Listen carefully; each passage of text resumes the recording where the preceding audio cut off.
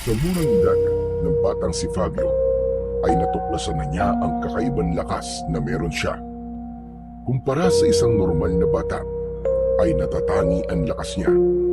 Kaya niyang bumuhat ng isang troso at walang kahirap-hirap niyang napagsasabay na buhatin ang 2 timbang tubig kapag inuutusan siyang magigib ng kanyang inang si Elvira sa poso ng kanilang kapitbahay. Hindi yun naging lingid sa kaalaman ng mga tao sa lugar nila. Kaya naman, marami ang tuwang-tuwa at humahanga sa batang si Fabio. Ngunit ang kakaibang kakayahan na yun ni Fabio ay labis na tinututulan ni Elvira na gamitin niya sa dahilang hindi nito sinasabi. Isang umaga, napapaliputan si Fabio ng mga tao sa baryo nila habang sa tabi niya ay naroon ang isang malaking bato na halos kasing taas niya. Isang lalaki ang sumigaw at sinabi na kapag nabiyak ni Fabio ang batong yon gamit ang sarili niyang lakas, ay bibigyan siya nito ng isang supot na candy. Napatingin si Fabio sa mga nakapalibot sa kanya.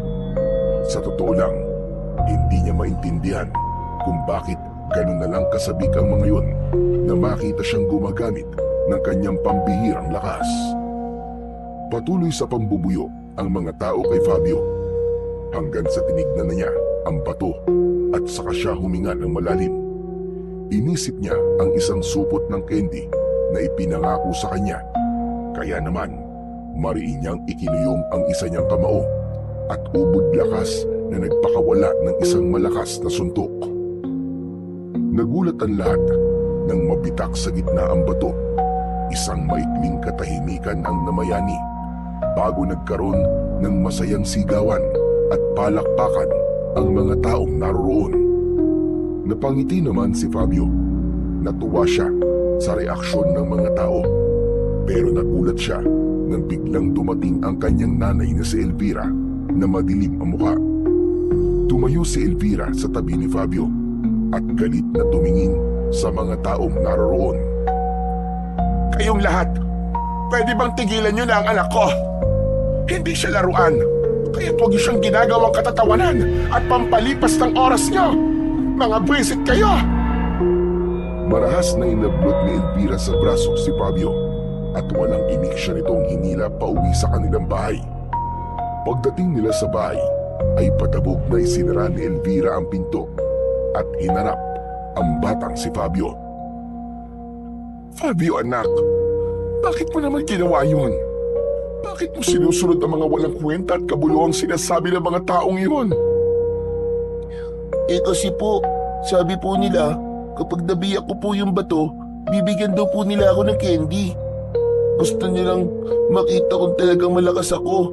Pinagbigyan ko lang naman po sila, Nay. Wala naman po masama ron, di ba? Ilang beses ko bang sasabihin sa'yo? Hindi mo pwedeng ipakita ang kakaiba mong lakas sa ibang tao. Kapag palagi mong ginagawa yan, ay darating ang panahon na kakatakutan ka ng lahat. Pero Nay, hindi naman po sila natatakot sa akin eh. Natutuwa pa nga po sila. Aliw na aliw po sila sa akin. Kasi iba po ko sa mga bata dito sa baryo. Umiling si Elvira. May lungkot na lumukob sa mga mata nito. Hindi nagtagal, lumapit ito kay Fabio at hinawakan siya sa magkabilaang balikat. Fabio, makinig ka. Bata ka pa, kaya natutuwa pa sila sa'yo. Pero pagdating ng araw, anak, hindi na sila matutuwa sa'yo. Mag-iiba na ang tingin ng lahat sa'yo. Magtataka sila, matatakot at baka pagdudahan ka pa nila, anak. Alam mo ba kung anong iniisip ng mga tao sa isang tao may kakaibang lakas? Ano po, Nay? Iniisip nila na gumagamit ito ng kapangyarihang itim. At kapag gano'n ang iniisip nila, ay magagalit at matatakot na silang lahat sa iyo, anak. Anak, kaya nakikiusap ako. Simula ngayon, pinagbabawalan na kitang gamitin ang kakaibang lakas sa kahit na anong bagay. Nagkakaintindihan ba tayo, Fabio? Pero Nay, Nagkakaintindihan ba tayo, Fabio? Mangako ka sa akin, anak, na hindi mo nagagamitin ang kakaiba mong lakas na yan.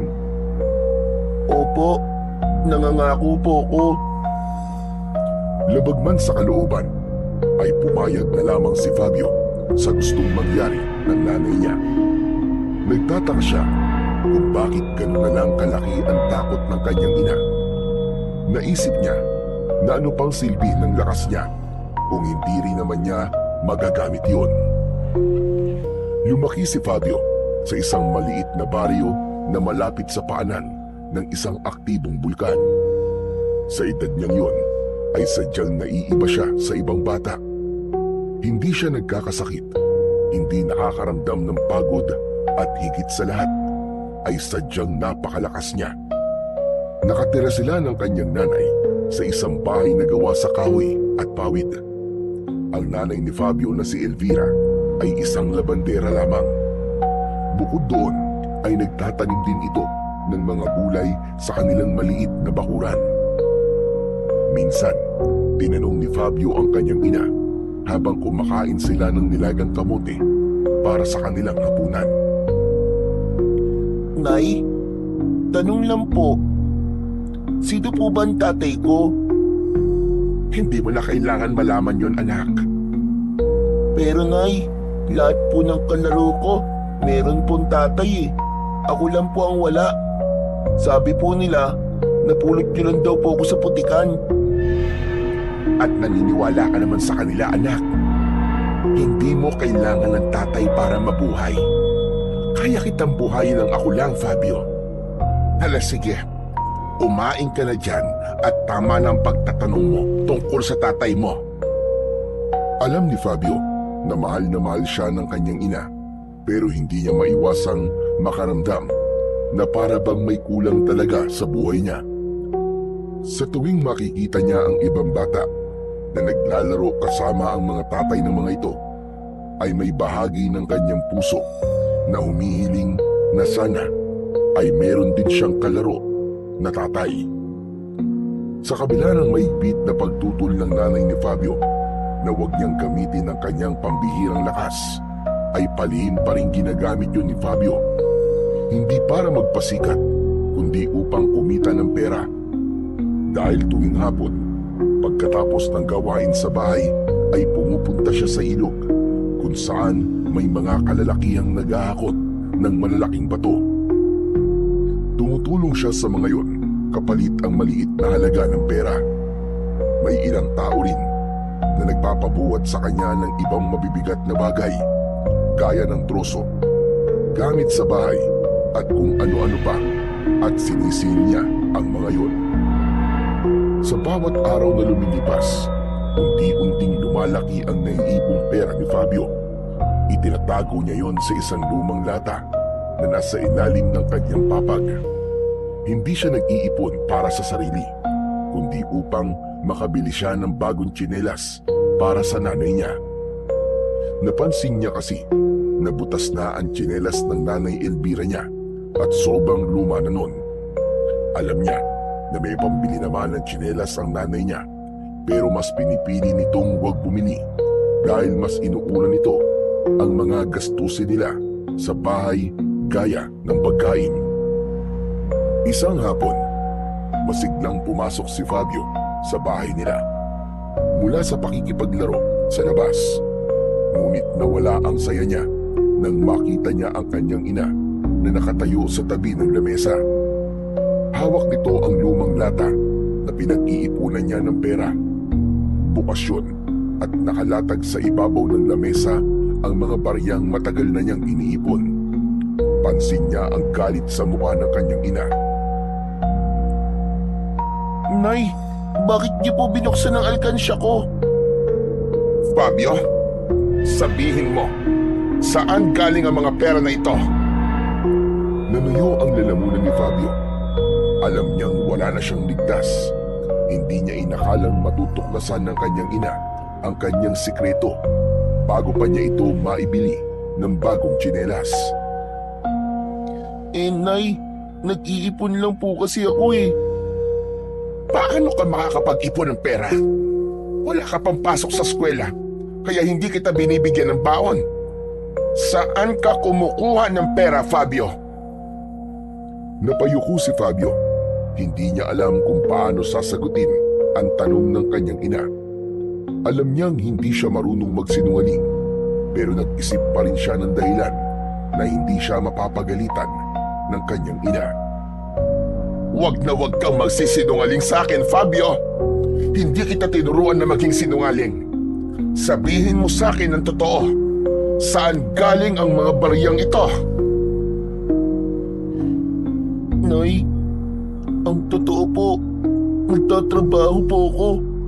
May mga tao pong nagbabayad sa akin para tumulong po sa pagbubuhat ng mga bato sa ilog.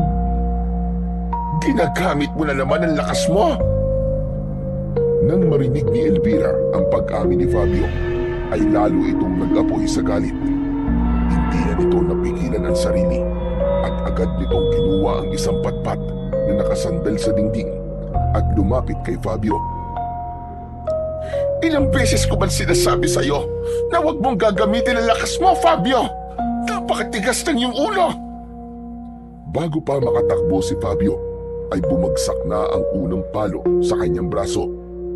Napangiwi siya sa sakit, ngunit hindi siya lumaban sa kanyang ina, hanggang sa naging sunod-sunod na ang hagupit ng patpat sa iba't ibang parte ng kanyang katawan.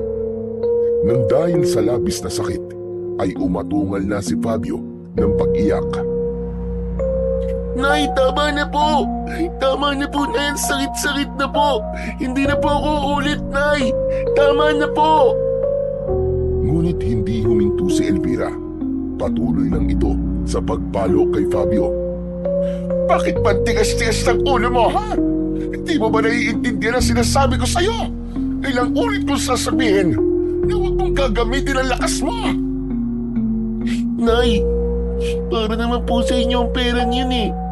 Gusto ko po kayong bilan ng tsinelas kasi sira na po ang tsinelas nyo. Sa sandaling yon, ay biglang natigilan si Elvira sa pagpalo kay Fabio. Nabitiwan ito ang patpat at para bang nawalan ito ng lakas. Nanghihina itong napaupo sa sahig hanggang sa tuluyang bumagsak na ang mga luha nito. Nay, alam ko po kasi na hindi niyo po bibilan ang sarili niyo ng tsinelas. Kahit sira na po, ginagamit niyo pa rin po. Kaya ako na lang po nag-iipon para mabili ko po kayo. Fabio, anak, hindi mo kailangan gawin ito eh. Ayokong gamitin mo ang kakaiba mong lakas dahil gusto kitang protektahan. Sana'y naiintindihan mo ko, anak. Patuloy pa rin sa pag-iyak si Fabio. Hindi pa rin niya lubos na nauunawaan kung bakit gano'n na lamang ang takot ng kanyang ina sa paggamit niya ng kakaiba niyang lakas. Simula nang mangyari yun, ay hindi na muling ginamit pa ni Fabio ang kanyang kakaibang lakas. Kahit pa may mga pagkakataong gusto niyang ipakita yon, ay mas pinili niyang pigilan ang sarili. Ayaw niyang masaktan ulit at ayaw niya nang magalit ulit ang nanay niya sa kanya. Lumipas ang mga taon, mula sa isang batang masigla at mahilig makipaglaro, ay naging isang responsableng binata na si Fabio. 12 taon ang lumipas at wala na siyang ibang inaatupag kundi ang pagtulong sa kanyang ina. Maagang bumangon si Fabio upang tumulong sa pagtatanim ng gulay sa kanilang maliit na lupain sa likod ng bahay. Siya ang nagbubungkal ng lupa, nagdidilig ng mga tanim at nag-aalaga sa mga hayop na nagbibigay sa kanila ng kabuhayan. Ang kanyang ina naman ang nag-aayos ng aning gulay. Inilalagay nito ang mga gulay sa bilao at inihahanda para ipagbenta. Sa umaga ay naglalakad si Fabio sa kanilang baryo. Nabitbit ang bilao ng sariwang gulay. Kilala na siya ng mga tao roon bilang isang masipag at mabait na binata na laging may ngiti sa labi habang nag-aalok ng mga paninda niyang gulay. Isang gabi, magkasalong kumakain ng hapunan sina Fabio at Elvira. Ginisang gulay at tuyo ang kanilang ulam. Karaniwang ganoon ang kanilang hapunan, pero para kay Fabio ay ayos na ang ganoon kaysa sa wala silang makain na mag-ina. Habang kumakain ay panay ang sulyap ni Fabio sa kanyang ina dahil may nais siyang sabihin dito, ngunit kulang siya sa lakas ng loob. Hindi nagtagal ay nagsalita na siya dahil alam niya na dadalhin niya yon hanggang sa kanyang pagtulog. Nay, may gusto po sana akong sabihin sa inyo eh. Matagal ko na po kasing iniisip to. Nay, ano po kasi, gusto ko po sanang mag-aral ng kolehiyo. Kahit 2 taong kurso lang po. Kahit po vocational. Basta may mapasukan po akong trabaho balang araw. Fabio anak, alam mo namang wala pa tayong pera para sa ganyan. Ang kinikita natin sa gulay ay sakto lamang sa pang-araw-araw natin. Paano natin pagkakasyahin yon kung mag-aaral ka pa sa kolehiyo? Napayuko na lang si Fabio. Alam niyang yun ang isasagot ng kanyang ina, pero hindi pa rin siya nawalan ng pag-asa. Nay, meron po palang perya sa bayan ngayon. Nakita ko po kanina sa may palengke yung mga tarpaulin po nila. May mga nagpapalabas daw puro ng mga taong may kakaibang kakayahan. Mga malalakas, malalambot ang buto, o kaya yung mga parang hindi normal ang katawan. Naalala ko lang po, Nay. Ano po kaya kung subukan ko pong magtrabaho ron? Hindi po ba nung bata po ko ay meron po akong kakaibang lakas? Baka magamit ko po yun, Nay, para kumita po ng pera at makapag-ipon para po sa pag-aaral ko. Fabio, hinding-hindi mo kailangan gawin yan. Ano sa tingin mo mangyayari kung ipapakita mo ulit sa mga tao ang kakaiba mong lakas? Papalakpakan ka? Hahangaan ka? Hindi. Gagawin lang nilang katatawanan ang sarili mo. Tatawagin kang halimaw. Napakuyom ang mga kamao ni Fabio dahil sa sinabi ng kanyang ina. Pero Nay, maganda naman po ang intensyon ko sa paggamit ko ng kakaiba kong lakas eh. Hindi naman po ako magnanakaw o mga argabyado ng ibang tao. Gusto ko lang po talagang makapag-aral, Nay. At kung ang paraan lang po para magawa ko yun ay gamitin ang lakas ko, ay bakit hindi ko po pwedeng gawin yun? Matagal mo nang hindi ginagamit ang kakaiba mong lakas, Fabio. At gusto kong habang buhay mo lang gawin yan. Hindi mo kailangan ipakita yan sa kahit na sino. Napatingin si Fabio sa kanyang ina. Nakita niya ang takot sa mga mata nito. Isang takot na hanggang sa oras na yun ay hindi niya lubos maunawaan. Para bang may nakikita itong panganib na hindi niya nakikita. Nang gabing yun, hindi na muling nagsalita pa si Fabio tungkol sa kanyang pangarap na makapagpatuloy sa pag-aaral dahil alam niya na palagi na lang siyang kukontrahin ng kanyang ina. Isang umaga na matindi ang sikat ng araw, basa na ng pawis ang damit ni Fabio. Abala sila ng kanyang nanay sa pagtatanim ng mga bagong binhi ng gulay sa kanilang taniman. Habang inaayos ni Fabio ang isang hanay ng tanim, ay nagsalita si Elvira nang hindi tumitingin sa anak. Narinig mo na ba ang balita sa kabilang baryo? Hindi pa, Nay. Bakit po? Ano po bang nangyari sa kabilang baryo? May nahuli na naman po ba ng asawa na nangangaliwa? O may nag-away dahil po sa tsismis? Wala sa mga sinabi mo. May mga umaataking aswang daw doon, anak. Ilang gabi nang may nawawalang tao. Yung iba naman, natatagpuan nga pero patay na. Tapos parang nilaparaw ng isang mabangis na hayop. Pero Nay, totoo po ba ang mga aswang? Totoo ang aswang, Fabio. Hindi lang aswang, pati ang mga engkanto, lamang lupa at kung ano-anong nilalang na mahirap paniwalaan. Napatingin si Fabio sa kanyang ina. Hindi niya alam kung bakit pero parang may ibang bigat ang boses nito. Nay, bakit po parang sigurado po kayong totoo sila? Nakakita na po ba kayo ng mga ganong nilalang? Hindi lang mga ganong nilalang ang nakita ko, anak. Ano pa pong nakita nyo, Nay? Huwag ka na magtanong. Basta totoo sila. Sinabi ko lang yun sa'yo para mag-ingat ka, anak. Dahil hindi malabong mapunta rin dito ang mga aswang na yon. Huwag ka na magpapagabi sa labas, ha? Ang hilig mo pa namang tumambay sa may paanan ng bulkan. Hindi na muling nagtanong pa si Fabio, pero sa loob-loob niya ay may bumangong kuryosidad. Sa paraan kasi ng pagsasalita ng nanay niya ay tila may malaki itong kaalaman sa mga nilalang na binanggit nito. Nagpatuloy na lamang si Fabio sa pagtatanim, ngunit isang bagay ang biglang pumasok sa utak niya. Natigilan siya at napatingin sa kanyang ina. Napawisan na rin habang patuloy na nagtatanim ng binhi. Nay, ang tatay ko kaya? Kailan ko po kaya siya makikita? Napahinto si Elvira sa kanyang ginagawa, ngunit agad din itong kumilos muli at sumagot nang hindi siya tinitignan na parabang ayaw nitong magtama ang kanilang mga mata. Huwag ka nang umasa, Fabio. 21 taon kang nabuhay nang wala siyang pakialam sa'yo. Ayos ka naman, hindi ba? Lumaki ka naman at humihinga ka pa rin hanggang ngayon. Nay, hindi naman po ibig sabihin na dahil lumaki akong wala siya, ay dapat habang buhay ko na po siyang hindi makilala. Hindi ko naman po kayo iiwan kung sakaling makilala ko po siya eh. Kung yun po ang inaalala nyo. Nay, gusto ko lang po talaga siyang makita. Bakit ba kasi bigla mong naisip yan, ha? Ano bang mapapala mo kung makikilala mo siya? May maitutulong ba siya sa pagpapalaki ko sa'yo? Ni anino niya, hindi mo nakita. May karapatan naman po siguro kung malaman kung sino siya o nasan siya, Nay. Kaya Nay, pakiusap naman po. Sabihin niyo po sa akin kung paano ko po siya makikita.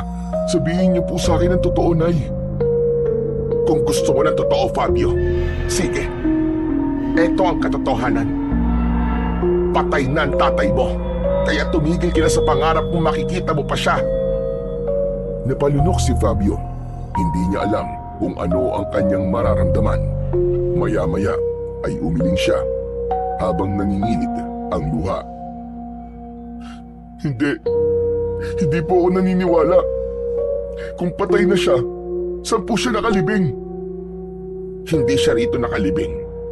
Nang mamatay ang tatay mo, ay kinuha ng pamilya niya ang katawan niya at doon siya inilibing sa probinsya nila na malayo rito. Kaya ang gusto ko, simula ngayon anak, ay tumigil ka na sa ilusyon mong magkita pa kayo ng walang kwenta mong ama. Magsasalita pa sana si Fabio, pero biglang tumayo si Elvira at malalaki ang mga hakbang na naglakad ito palayo. Iniwan ito si Fabio na mag-isa sa gitna ng kanilang taniman. Sa kabila ng sinabi ng kanyang ina, tila ayaw tanggapin ng puso ni Fabio na patay na ang kanyang ama. Tila may parte ng utak niya na nagsasabi na sinabi lang yun ni Elvira para huminto na siya sa pagtatanong. Isang umaga, maagang nagising si Fabio. Agad niyang inayos ang mga gulay na ilalako niya para sa araw na yun. Matapos mag-almusal, ay sinimulan na niya ang paglalako ng mga gulay.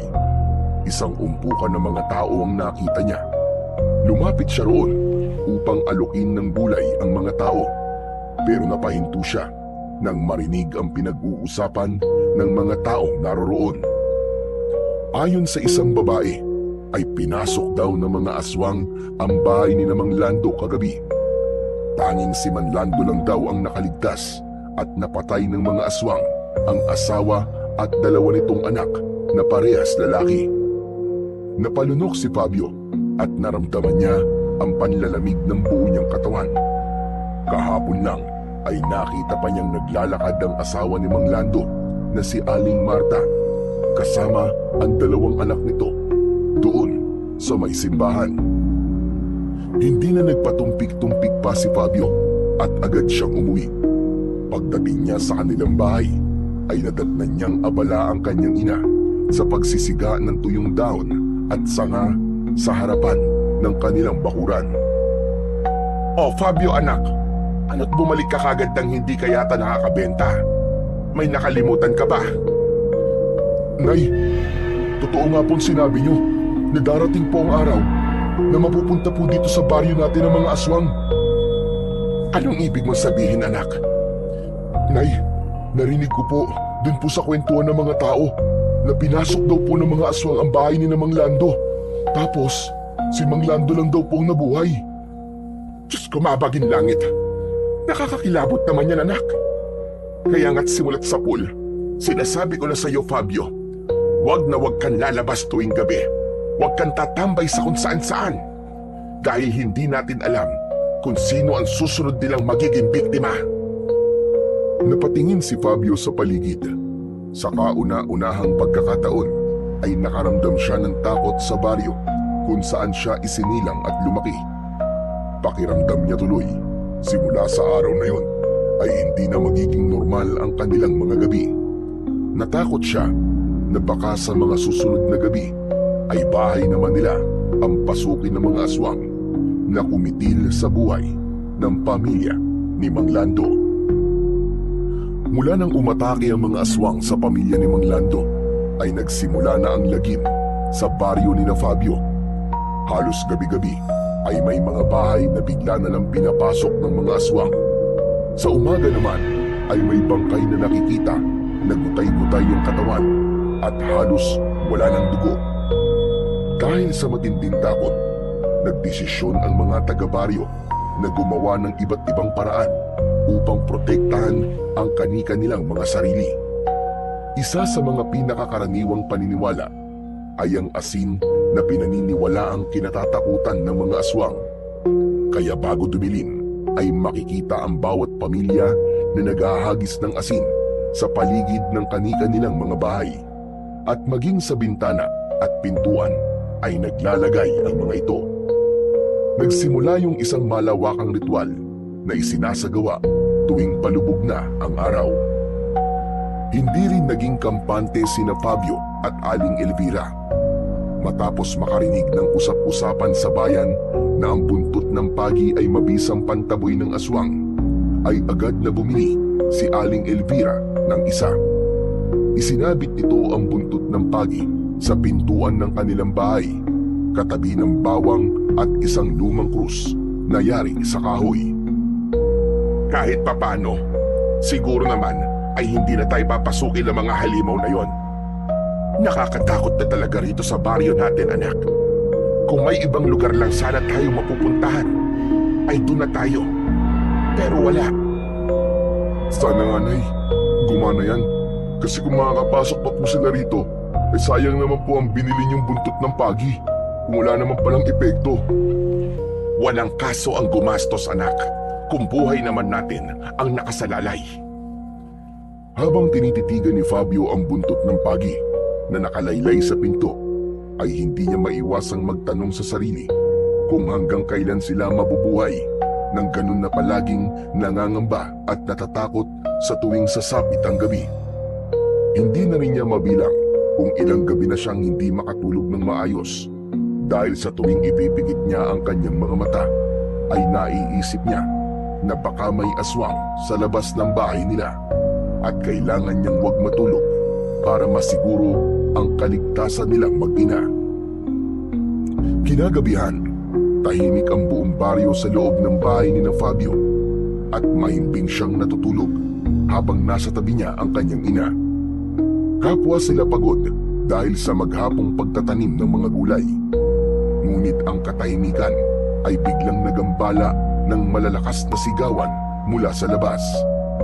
Nagising si Fabio sa malakas na sigaw mula sa kanilang kapitbahay.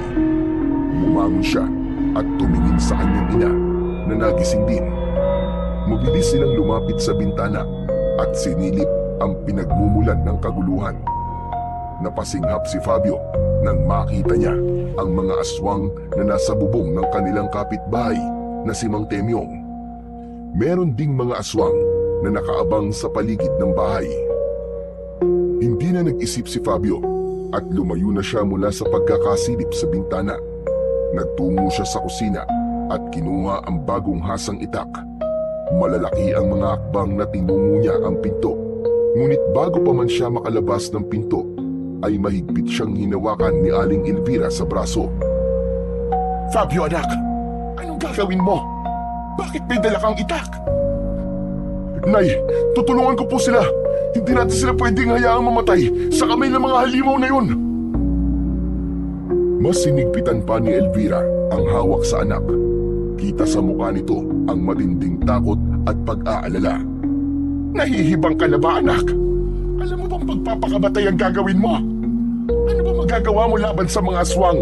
Mag-isip ka nga. Pero nay, wala pa tayong gagawin. Dito lang ba tayo sa loob ng bahay natin habang pinapatay nila mga kapitbahay natin? May nakikita ka bang ibang lumalabas para tumulong? Wala, hindi ba? Dahil takot din ang lahat anak. Alam nilang mamamatay lang sila kapag kinalaban nila ang mga aswang. At kung lalabas ka, sigurado ko na pati ikaw ay papatayin nila. Nanginig ang mga kamay ni Fabio habang mahigpit na hawak ang itak. Alam niyang tama ang nanay niya, ngunit sa labas ay patuloy pa rin ang pagsigaw ng kanilang mga kapitbahay. Pakiramdam niya ay nadudurog ng unti-unti ang puso niya habang naririnig niya ang paghingi ng tulong ni Mang Temyong at ng pamilya nito. Kung gano'n ang gagawin natin, manonood na lang po ba tayo habang pinapatay nila mga kapitbahay natin? Wala tayong ibang magagawa anak, kundi ang manatili rito at magdasal. Dahan-dahang ibinaba ni Fabio ang itak. Pakiramdam niya ay hindi kaya ng konsensya niya na hindi tulungan si Mang Temyong, lalo na't napakabait ng pamilya nito sa kanila.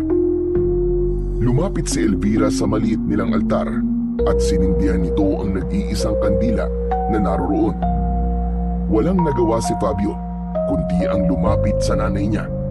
Sabay silang lumuhod sa harapan ng altar upang manalangin. Ama naming nasa langit, iligtas mo po kami sa mga aswang at huwag mo pong hayaan na mapasok nila ang aming tahanan. Iligtas niyo rin po ang pamilya ni Mang Temyong na kasalukuyan pong inaatake ng aswang. Sana po ay makaligtas sila.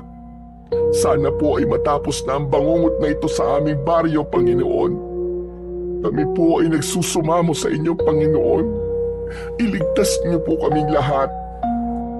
Patuloy na nagdarasal pa rin si Aling Elvira. Ngunit kahit na anumang pilit ni Fabio na ituon ng isip sa panalangin, ay hindi niya magawang baliwalain ang mga sigaw na nagmumula sa bahay ni Mang Temyong.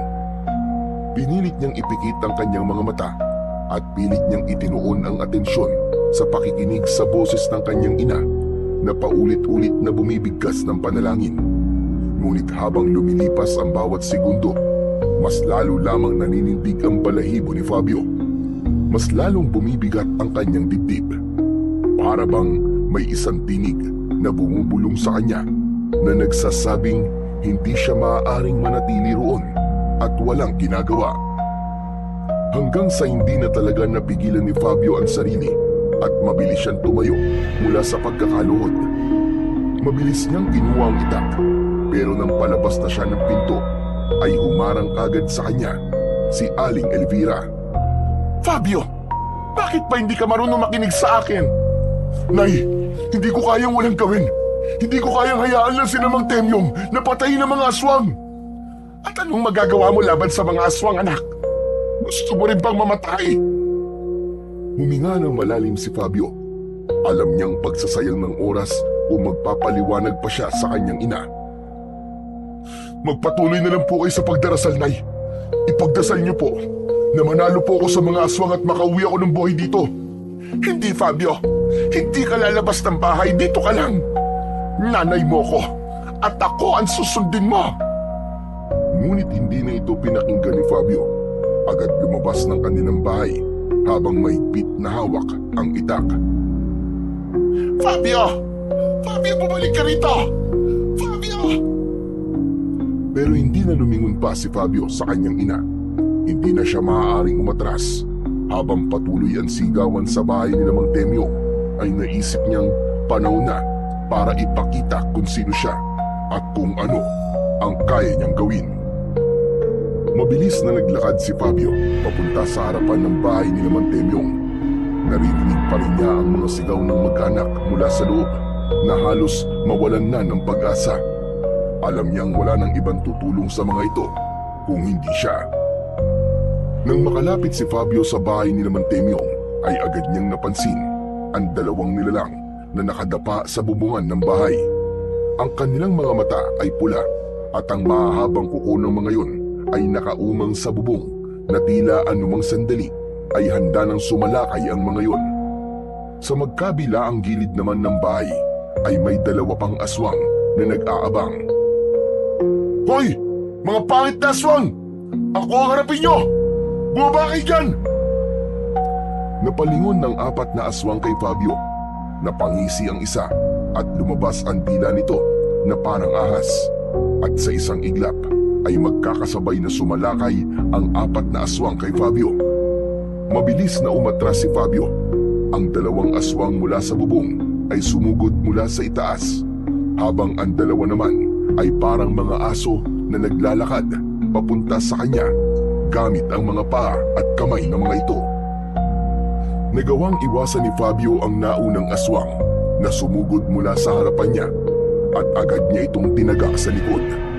Narinig niya ang matinis na sigaw ng aswang nang bumaon ang talim ng itak sa laman nito. Agad niyang ibinaon ng itak sa dibdib ng aswang na agad nitong ikinamatay. Napasigaw sa gulat si Fabio nang may sumunggab sa kanyang likuran.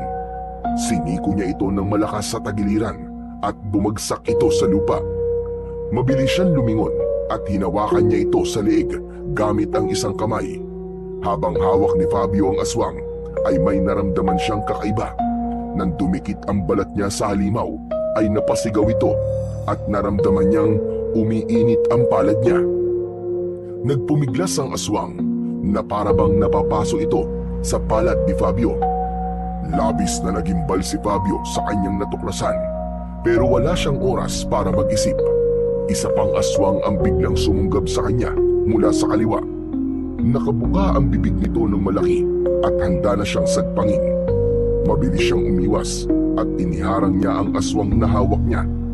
Tumama rito ang aswang na susunggab sana sa kanya. Mabilis niyang tinapos ang buhay ng dalawang aswang gamit ang kanyang matalas na itak. Parehas niyang nilaslas ang leeg ng mga yon. May pagtatakang tinignan ni Fabio ang mga palad niya. Ramdam niya pa rin ang init na nagmumula roon. Kaya nang umatake ang natitirang aswang, ay hinawakan niya ang mukha nito at nangisa ito habang sumisigaw. Sinamantala niya ang pagkakataon na yon at paulit-ulit niyang sinaksak sa tiyan ang aswang hanggang sa binawian na yon ng buhay. Ha! Mga siraulo kayo! Mga anak kayo ng teteng! Wala pala kayong binatbat sa akin eh! Ang hihina niyo pala eh! Partida pa yan ha! 4 kayo! Mag-isa lang ako! Hingal na hingal si Fabio. Ang paligid ay nabalot ng dugo mula sa mga aswang hanggang sa naramdaman niya ang mga matang nakatingin sa kanya. Nang lumingon siya ay nakita niya ang mga tao na nakasilip sa bintana ng kani-kanilang mga bahay. Meron ding mga nakadungaw sa mga pintuan. Tila hindi makapaniwala ang mga yon sa ginawa ni Fabio. Napayuko si Fabio at mabilis siyang naglakad pabalik sa bahay nila. Puno ng dugo ang katawan at damit niya mula sa mga aswang. Ngunit sa kabila ng matinding laban, ni isang galos ay wala siyang nakuha. Pagkapasok ni Fabio sa bahay nila, ay bumungad kagad sa kanya ang malamig at matalim na tingin ng kanyang ina na si Aling Elvira. Hindi ito kumikibo, ngunit ramdam niya ang bigat ng tingin nito sa kanya. Sana masaya ka sa ginawa mo, Fabio. Ano ba dapat kong maramdaman, Nay?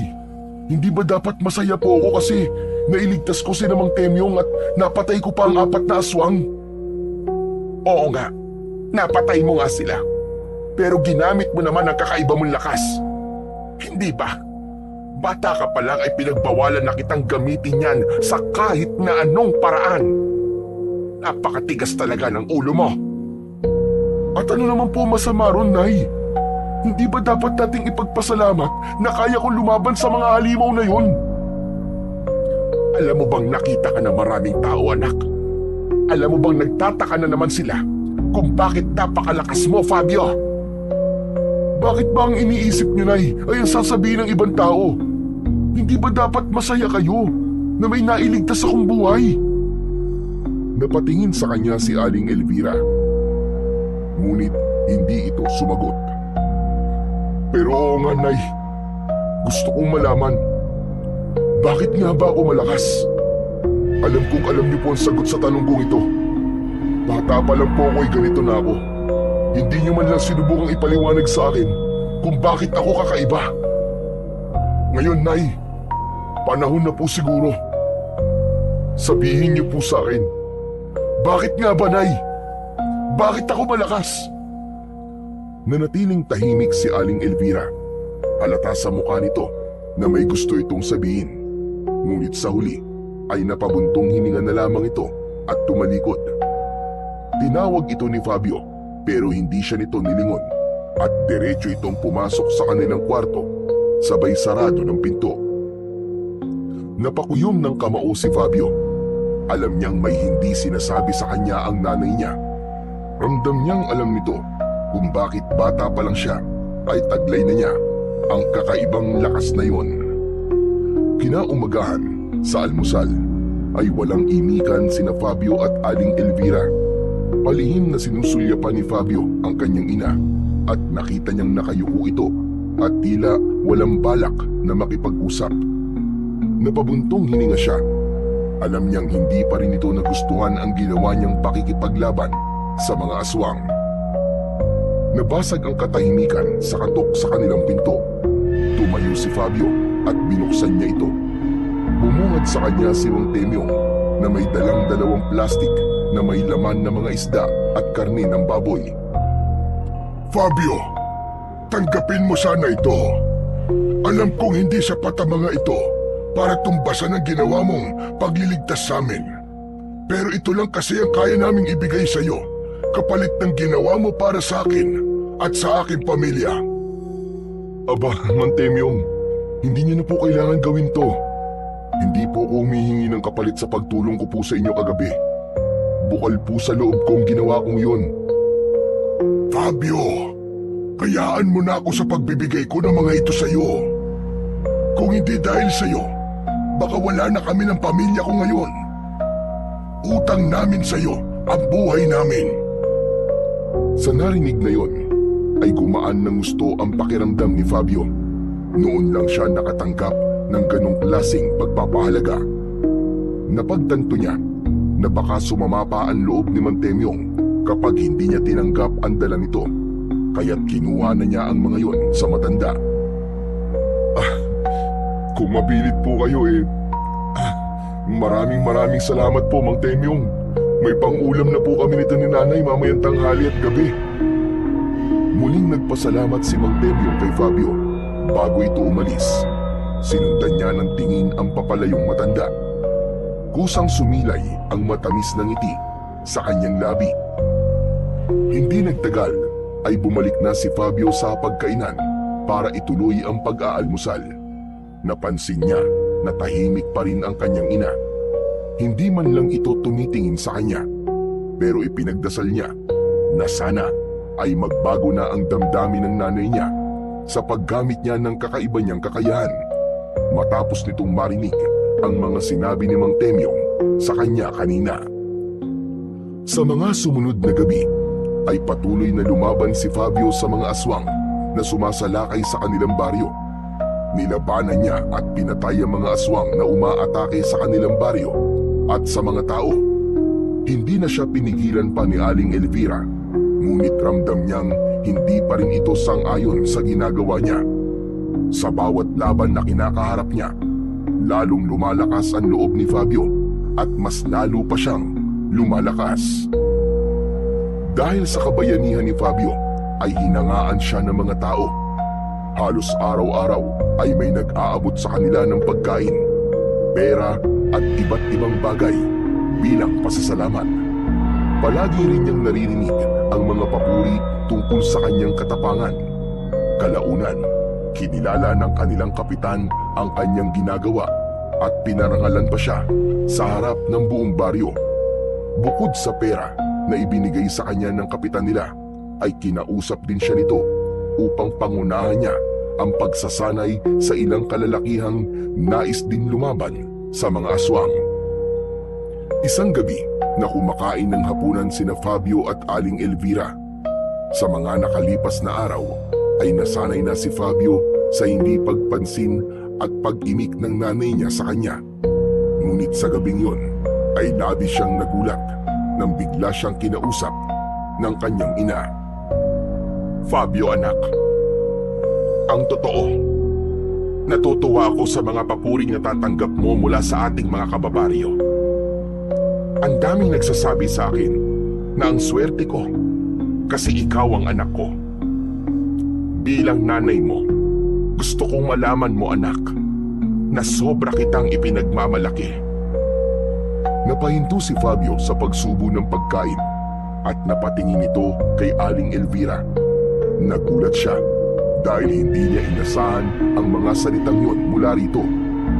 Isang mainit na pakiramdam ang bumalot sa kanya at unti-unting gumuhit ang isang ngiti sa kanyang labi. Nay, salamat po. Hindi niyo po alam, Nay, kung gaano po ako kasaya na malaman po na proud po pala kayo sa akin. Ang akala ko po kasi ay wala lang po sa inyo ang mga ginagawa ko para sa baryo natin. Hindi na ako tututol sa pakikipaglaban mo sa mga aswang anak. Nakita ko kasi na kailangan ng baryo natin ang kagaya mo. At ngayon, nauunawaan ko na rin kung bakit ka may pambihirang lakas. Yun ay dahil magagamit mo pala yun sa tamang paraan para ipagtanggol ang mga tao laban sa mga aswang. Yan din po ang naisip ko, Nay. Kung may kakaiba po akong kakayahan, dapat ay gamitin ko po ito para sa ikabubuti ng iba. Hindi po ako natatakot sa mga aswang, kaya ako na po lumalaban sa kanila. At alam niyo po ba, Nay, hindi ko po nararamdaman na kinakatakutan po ako ng mga tao dahil sa lakas ko. Sa halip, hinahangaan pa po nila ako. Ngumiti si Aling Elvira, ngunit agad din yung nawala. Napansin naman ni Fabio ang malalim na paghinga ng kanyang ina na para bang may nais pa itong sabihin sa kanya. Anak, oras na rin siguro upang malaman mo ang totoo kung bakit meron kang kakaibang lakas. Napakurap si Fabio. Hindi siya nagsalita at bigla siyang kinabahan. Ramdam niyang may mabigat na revelasyong sasabihin ang kanyang ina. Anak, makinig kang mabuti sa aking sasabihin. Hindi ka isang ordinaryong tao, Fabio. Ikaw ay anak ng isang bathala na si Adlaw. Siya ay isang bathala na nakatira sa bulkan dito sa ating lugar. Ano, Nay? Anak po ko ng isang bathala. Nay, ano po bang sinasabi niyo? Noon, anak, ay may nakilala akong isang binata. Pinaibig niya ako at minahal ko rin siya ng buong puso ko, anak. Ngunit nang mabuntis niya ako, ay sa kanya sinabi sa akin kung sino talaga siya. Ipinakita niya sa akin ang totoo niyang anyo. Sinabi niyang nais lamang niyang magkaroon ng anak sa isang tao. At ikaw nga ang naging bunga nun, Fabio. Teka, Nay, naguguluhan ako eh. Parang ang hirap naman pong paniwalaan ang mga sinasabi niyo sa akin ngayon. Alam kong mahirap paniwalaan, anak. Pero ito ang katotohanan. Kaya ka malakas ay dahil may dugo ka ng isang bathala. Siguro ay alam na ni Adlaw na darating ang panahong sasalakayin ng mga aswang ang baryo natin. Kaya siguro naisip niya na magkaroon ng anak sa isang tao upang maging tagapagtanggol ng mga tao rito. Tuluyan nang hindi nakapagsalita si Fabio sa revelasyon ng kanyang ina. Kahit mahirap paniwalaan ng mga sinabi ng kanyang ina, ay ramdam niya na nagsasabi ito ng totoo.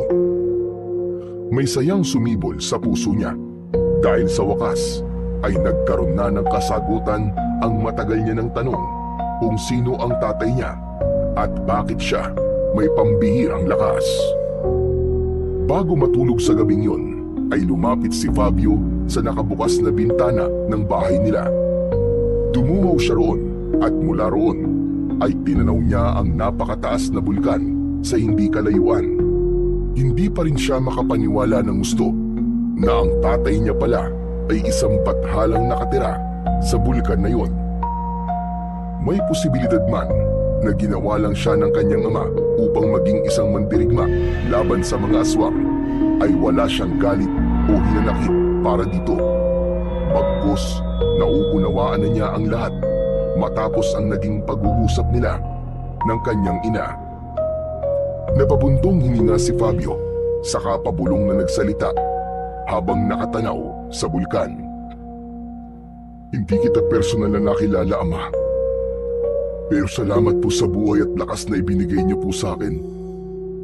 Huwag po kayo mag-alala, kasi ginagamit ko pong ibinigay niyo sa akin para ipagtanggol ang mga tao dito sa baryo namin. Kaya sana ay masaya ka po sa ginagawa ko. Isang mainit na hangin ang naramdaman ni Fabio sa kanyang muka na para bang sinagot ni Adlaw ang kanyang sinabi. Fabio anak, matulog ka na. Mukhang wala namang aswang nasasalakay ngayong gabi. Hindi nagsalita si Fabio. Umalis siya sa pagkakadungaw sa bintana at sinarado na yon. Nagtungo na siya sa papag at humiga na siya upang matulog. Simula nang matuklasan ni Fabio ang kanyang tunay na pinagmulan, ay unti-unting nagbago ang tingin niya sa kanyang sarili. Para sa kanya, ay wala nang sino man sa baryo ang maaaring pumantay sa kanya. Ang lakas at bilis na taglay niya ay patunay na siya ay nilikha para mas maging mataas sa kahit na sinuman. At habang patuloy ang mga papuri ng mga tao sa kanya, ay lalo namang lumalim ang paniniwala niyang mas mataas ang kanyang halaga kaysa sa iba. Sa pagsisimula ni Fabio ng pagsasanay sa mga kalalakiang nais dumaban din sa mga aswang, ay napansin niya na ang lahat ng mga lalaki ay mahihina. Kaya naman, palaging mainit ang ulo ni Fabio sa mga ito at madalas ay nakakapagbitaw siya ng masasakit na salita. Minsan ay tinatawanan pa niya ang mga ito dahil kahit na anong gawin ng mga ito ay hindi kayang pantayan ng mga ito ang kanyang lakas. Isang tanghali, sa malawak na bakanting lote sa likod ng barangay hall, ay isinasagawa ni Fabio ang matinding pagsasanay sa mga kalalakian sa pakikipaglaban sa mga aswang. Sa ilalim ng tirik na araw, ay pawisan at hingal na ang mga lalaking nasa likuran lang ni Fabio. Lahat ay may hawak na itak at ginagaya ang bawat kilos at galaw na itinuturo ni Fabio. Habang lumilipas ang oras, ay mas lalong tumitindi ang pagod ng karamihan. Nang nilingon ni Fabio ang mga nagsasanay, ay napakunot ang noo niya nang mapansin niya si Mang Temyong na habol ng paghinga at parang mawawalan na ng ulirat. Nanginginig ang mga kamay ng matanda at tila anumang sandali ay bibigay na ang tuhod. Napailing si Fabio. Pinatigil niya ang pagsasanay at lumapit sa matanda. Mang Temyong, mukhang pagod ka na. Bakit ka pa nandito? Hindi niyo na po yata kaya ang ganitong klaseng pagsasanay. Ang mabuti pa po ay umuwi na lang po kayo sa bahay niyo at magtanim na lang ng kamote. Pasensya ka na, Fabio. Iba na talaga kapag tumatanda na. Pero gusto ko lang matutong lumaban. Isa pa, simula nang iligtas mo ang pamilya ko, ay napagtanto ko na hindi dapat hintayin na may sumaklolo sa amin. Gusto kong may magawa rin ako. Napailing si Fabio at pinasadahan ang tingin ng matanda mula ulo hanggang paa. Hindi niya maiwasang mapangisi. Mang Temyong, ikaw na rin ang nagsabi na mahina na ang katawan mo. Hindi niyo na kaya to. Kung mas nahihirapan ang mga mas bata sa inyo, ikaw pa kaya? Kaya kung ako po sa inyo, uuwi na lang ako at baka bigla ka pang himatayin dito. Magiging abala ka pa sa pagsasanay kapag nangyari yun. Napayuko si Mang Temyong, ngunit hindi ito sumagot. Halata sa mukha nito na labis itong napahiya sa mga sinabi ni Fabio. Pero para kay Fabio ay nagsabi lamang siya ng totoo. Pasensya ka na, Fabio. Siguro nga ay tama ka. Matanda na ako para sa ganitong bagay. Ngunit maraming salamat pa rin sa pagkakataon na hinayaan mo kong makapagsanay sa iyo. Sige, uuwi na ako sa bahay ko upang hindi na ako maging pabigat dito. O sige na po, sige na po. Kung aalis ka, umalis ka na. Sayang lang ang oras ko sa pakikipag-usap sa iyo eh. Bagsak ang balikat na naglakad palayo si Mang Temyong, dala ang itak nito. Tahimik itong pinagmasdan ni Fabio, ngunit wala siyang naramdaman ni katiting na awa o pagsisisi sa mga sinabi niya. Binalingan ni Fabio ang iba pang kalalakihan na kasali sa pagsasanay. Halos lahat ay may takot sa kanilang mga mukha at may ilan pang mukhang gusto ng sumunod kay Mang Temyong. Kung hindi nyo kaya ang aking pagsasanay, ay malaya na kayong umalis ngayon din. Hindi ko kailangan ng mga mahihina dito. Walang sumagot, ngunit halata sa kilos ng ilan na gusto na ring umalis ang mga ito, pero marahil ay nahihiya lamang. Walang sino man ang nangahas na magsalita, kaya ipinagpatuloy na ni Fabio ang pagsasanay. Matapos ang pagsasanay para sa araw na yun, ay nakasimangot na umuwi si Fabio sa bahay nila. Umupo agad siya sa mahabang upuan sa sala nila. Hinubad niya ang sando niyang basa sa pawis at basta na lang yung itinapon sa sahig. Nay, pakuha nga ako ng tubig. Mula sa kusina ay lumabas si Aling Elvira na may dalang isang baso ng tubig. Inabot nito yon kay Fabio. Nang inumin ni Fabio ang tubig ay napasimangot siya. Wala po bang malamig? Wala anak. Alam mo naman bihira lang na makabili ng yelo dito sa atin eh. Kung meron man ay sa bayan pa. Ay nako, di bali na nga lang. Nakapagluto na ba kayo ng pagkain? Gutom na ako eh. Nagluluto pa lang ako eh. Medyo matagal kasi palambutin yung karne ng baboy na nabili ko. Hindi po ba sabi ko sa inyo ay dapat nakapagluto na kayo sa tuwing uuwi ako galing sa pagsasanay? Alam niyo naman na maghapon ako nagsasanay kasama ang mga lalaking yun eh. Siyempre gutom na gutom ako pag uwi ko rito, Nay. Anak, bakit ba ang init ng ulo mo? Pati ako ay nasisigawan mo na. Natigilan si Fabio. Hindi niya napansin na napataas na pala ang kanyang boses. Pasensya na, Nay. Nainis lang talaga ako eh. Ang hihina kasi ng mga lalaking yun. Hindi nila nakukuha ang mga tinuturo ko sa kanila. Paulit-ulit ko nang ipinapakita pero ang bagal nilang matuto. Fabio anak, hindi mo dapat inaasahang kasing lakas mo sila. Hindi mo dapat inaasahang matututunan nila kagad ang lahat. Hindi sila katulad mo anak. Ikaw ay may dugong bathala. Sila ay mga simpleng tao lamang na ang hangad lang ay ipagtanggol ang kanilang mga pamilya at ang baryo natin. Hindi mo dapat ikinukumpara ang kakayahan mo sa kakayahan nila. Tama ka dyan, Nay. Kahit anong gawin nila, ay hindi nila mapapantayan ang lakas ko. Sa huli, ako lang ang tunay na makakalaban sa mga aswang na umaatake dito sa baryo natin. Ako lang ang may kakayahang ipagtanggol ang baryong ito sa mga aswang na yun. Nag-aalalang tinignan ni Elvira si Fabio, pero hindi na ito nagsalita pa. Habang lumilipas ang mga araw, ay mas lalo pang yumabang at lumaki ang ulo ni Fabio.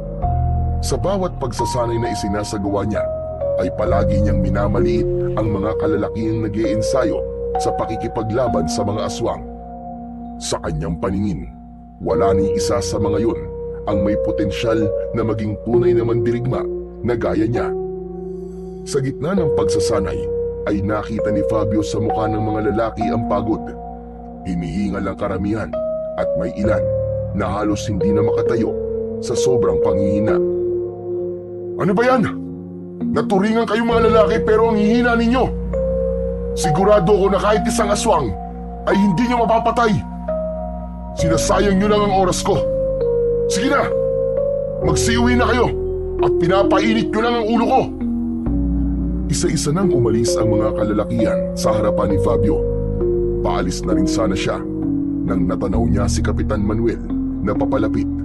Sinalubong niya ito at huminto siya sa harapan nito. Kapitan, siguro naman ay nakikita niyo kung paano ko sinasanay ang mga kalalakihan dito sa baryo natin. Ginagawa ko ang lahat para matuto silang lumaban. Pero ewan ko ba kung bakit ang hihina pa rin nila. Bahagyang natawa si Kapitan Manuel at tumango. Oo. Nakikita ko naman yun, Fabio. At nagpapasalamat ako sa iyo dahil malaki ang naitutulong mo sa baryo natin. Hindi biro ang ginagawa ko, Kap. Hindi lang ako basta nakikipaglaban sa mga aswang. Nagsasanay pa ako ng mga tao. Wala na akong oras para sa sarili ko. Dapat lang siguro na may matanggap akong kabayaran para sa lahat ng ginagawa ko. Biglang natigilan si Kapitan Manuel sa sinabi ni Fabio. Naubo ito at may pag-aalangang ngumiti. Pasensya na, Fabio, ha? Pero wala pa kasing pondo ang baryo natin. Alam mo namang mahirap ang buhay ngayon. Pero nangangako ko sa iyo, Fabio, kapag nagkaroon tayo ng sapat na pera, ay bibigyan kita ng nararapat na gantimpala. Sana lang po ay totoo yung sinasabi mo, Kap. Kasi baka tama rin ako kapag wala na ako napapala sa lahat ng ginagawa ko. Pagkasabi niya nun, ay iniwan na niya si Kapitan Manuel. Para kay Fabio, ay walang mali sa mga sinabi niya.